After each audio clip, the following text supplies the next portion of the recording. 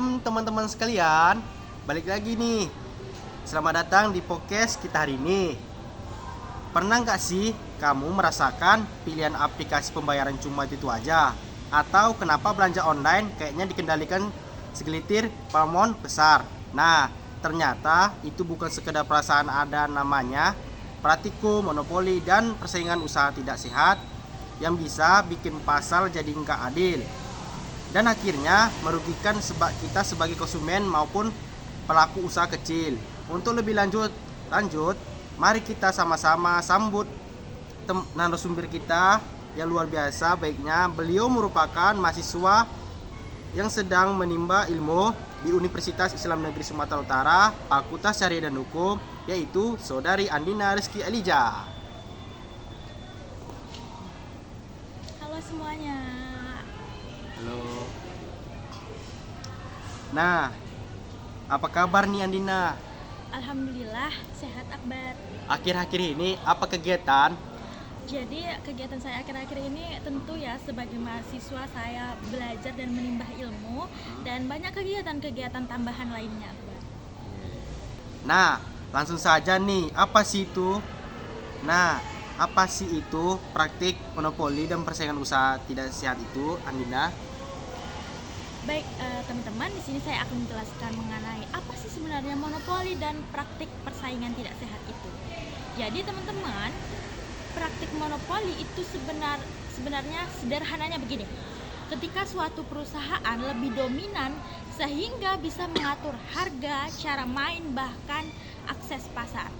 Kalau sudah seperti itu, pesaing kecil sulit untuk bertahan dan kita sebagai konsumen nggak punya banyak pilihan. Contohnya, kita masuk ke kasus nyata, yaitu beberapa waktu lalu Google kena masalah di Indonesia. KPPU menilai Google melakukan praktik monopoli dengan memaksa developer aplikasi pakai suatu sistem pembayaran, Google Play Billing namanya. Akibatnya, pengembang aplikasi lokal nggak punya banyak pilihan selain ikut aturan dari Google ini, yang akibatnya mereka harus bayar komisi lebih tinggi. Nah, Google akhirnya didenda sekitar 202,5 miliar dan diperintahkan berhenti melakukan itu. Mereka sempat banding, tapi kalah di pengadilan. Kasus ini jadi sorotan besar karena membuktikan bahwa bahkan raksasa besar global pun bisa kena jerat hukum persaingan di Indonesia. Nah, selanjutnya kasus kedua tentang TikTok dan Tokopedia. Tentu kita di era digital ini sering menggunakan TikTok sebagai hiburan, sebagai media belajar juga kan. Nah, ternyata kita akan membahas mengenai e-commerce. Masih ingat nggak kalian mengenai berita TikTok mengakuisisi Tokopedia? Ya, ini bikin heboh banget karena ada kekhawatiran monopoli. KPPU akhirnya menyetujui akuisisi itu, tapi dengan syarat ketat. Yang pertama, sistem pembayaran dan logistik harus tetap terbuka. Yang kedua, nggak boleh main harga predator. Dan yang ketiga, akuisisi ini diawasi hingga dengan tahun 2027.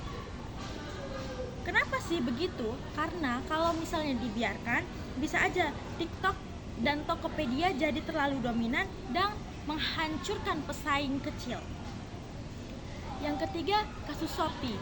Nah, kita tentu selalu menggunakan dan bahkan beberapa teman-teman di sini menggunakan berbelanja menggunakan aplikasi Shopee. Ternyata Shopee juga sempat ditegur karena mengarahkan konsumen ke layanan pengiriman tertentu.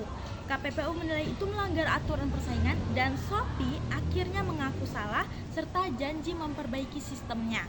Nah, Dina, kenapa sih hal mengenai praktik monopoli dan persaingan usaha tidak sehat itu penting dalam hukum ekonomi dan bisnis? Kenapa tuh, Dina? Saya jawab ya. Jadi ini kita bakal ngebahas tentang kenapa kita harus peduli ya, Pak? Iya. Ya. Jadi akan saya jawab, Bar. Kalau persaingan usaha sehat, konsumen dapat harga lebih murah, pilihan lebih banyak dan inovasi terus berkembang.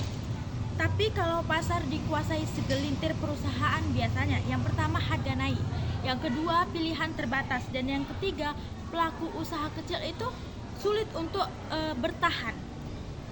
Itu sih Akbar. Ya. Nah, Dina, mungkin teman-teman viewers ini juga ingin tahu apa sih tantangan yang dihadapi dalam praktik monopoli dan persaingan usaha tidak sehat ini, Andina. Nah, oke, akan saya jawab ya. Jadi menurut saya sih Akbar, itu mengenai regulasi kita. Kenapa begitu? Jadi masalahnya aturan-aturan yang kita punya tuh sering banget ketinggalan dibandingkan perkembangan era digital sekarang ini. Contohnya aja Undang-Undang Nomor 5 Tahun 1999 tentang persaingan usaha. Bayangin aja, undang-undang ini Akbar udah jalan lebih dari 25 tahun. Nah, sekarang lagi direvisi biar lebih nyambung sama kondisi zaman sekarang. Soalnya waktu undang-undang itu pertama kali lahir, kita bahkan belum kenal yang namanya e-commerce, bahkan kita belum kenal yang namanya aplikasi red hiding, kita belum kenal yang namanya Grab, belum kenal yang namanya Gojek. Nah, kalau kita lihat nih kita lihat kasus nyata Akbar, kita bisa ambil contoh persaingan industri di red hailing. Nah, kalau kita lihat kasus nyata Akbar, kita bisa lihat contoh persaingan di bagian ride hailing antara ojek online dengan ojek pangkalan. Karena aturan transportasi waktu itu belum mengatur ojek online secara jelas, jadi sering muncul konflik di lapangan. Bahkan sampai ada kasus gesekan antar pengemudi. Itu nunjukin banget gimana regulasi kita itu ketinggalan dan realita di lapangan. Contoh lain itu di dunia e-commerce. Juga pernah ada isu soal flash sale besar-besaran yang bikin pedagang offline protes karena mereka kalah saing. Regulasi lama nggak kepikiran hal kayak gini. Makanya sering timbul pertanyaan, gimana sih seharusnya pemerintah ngatur biar kompetisi tetap sehat, tapi juga nggak matiin inovasi digital. Nah, makanya revisi regulasi itu penting banget, tujuannya biar aturan mainnya jelas, usaha digital tetap bisa berkembang, tapi di sisi lain masyarakat dan pelaku usaha lain tetap terlindungi dan tetap sama-sama bisa bersaing gitu.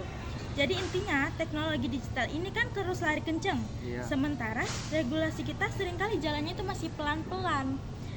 Kalau nggak segera dikejar lewat revisi aturan, kita bisa terus keteteran nih. Jadi harapannya dari saya, undang-undang yang baru nanti bisa sebagai rem dan juga rambu-rambu lalu lintas buat dunia bisnis digital, biar tetap inovatif tapi juga fair dan sehat buat semua. Jadi sama-sama bisa ngikuti perkembangan zaman, perkembangan era digital ini dengan baik dan benar. Jadi begitu Akbar mengenai tantangan regulasi digital ini. Benar banget Dina, memang tantangan regulasi ini sangatlah berpengaruh ya, terutama di era yang serba digital ini. Apalagi untuk usaha-usaha yang biasanya dilakukan offline. Jadi kawan-kawan, kasus Google, kasus Shopee, kasus TikTok dan Tokopedia itu tadi adalah merupakan bukti nyata adanya monopoli dan praktek usaha tidak sehat. Jadi anti monopoli dan praktek usaha sehat itu penting banget Akbar. Sebagai konsumen kita perlu sadar dan kritis.